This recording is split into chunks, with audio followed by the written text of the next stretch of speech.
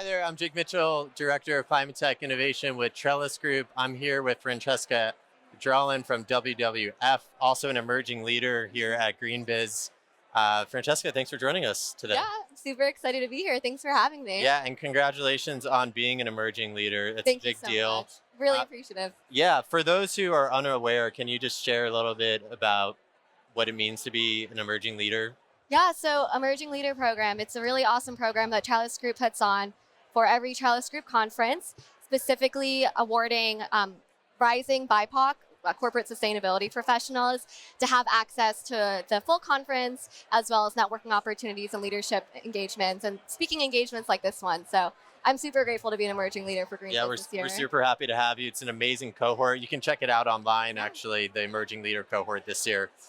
Um, so, of course, you're an emerging leader, but you also work in consumer engagement for WWF. So, you engage consumers in environmental education, behavior change. So, tell us a bit about your role and what are some of the most effective strategies you've seen for engaging consumers? Yeah, for sure. So at the World Wildlife Fund, I work for their consumer engagement team. So I collaborate with companies to launch consumer engagement partnerships that essentially activate consumers to want to take action on sustainability, support WWF's cause, and ultimately drive behavior change and sustainability. And I think some really successful strategies that I've seen are really empowering consumers. I think in this current time, it's easy for consumers to feel disempowered and feel like the onus should be on companies to take action on sustainability.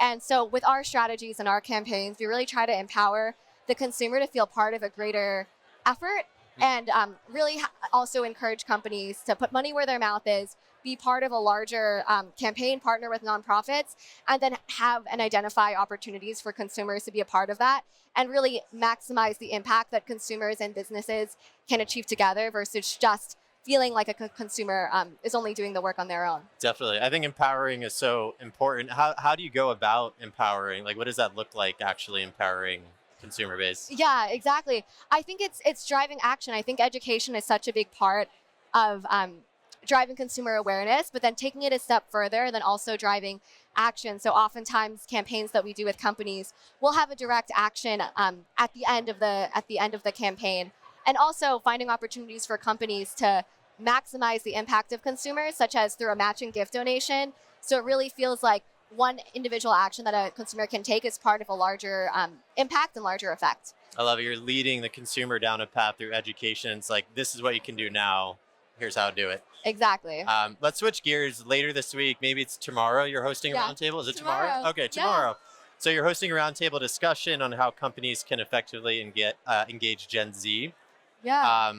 So tell us a bit about the roundtable discussion and why is it important to engage Gen Z? Why should leaders be thinking about this? For sure. I think with Gen Z, and I'm Gen Z myself, so speaking on behalf of my generation, I think that Gen Z is unique in the sense that sustainability is quite mainstream for us. In fact, there's a statistic that came out that 3 out of 4 Gen Z value sustainability over brand name when making purchasing decisions. Mm. And so I think as Gen Z grows in purchasing power and we ultimately drive a lot of economic choices, I think we see a lot of companies wanting to reach Gen Z audiences.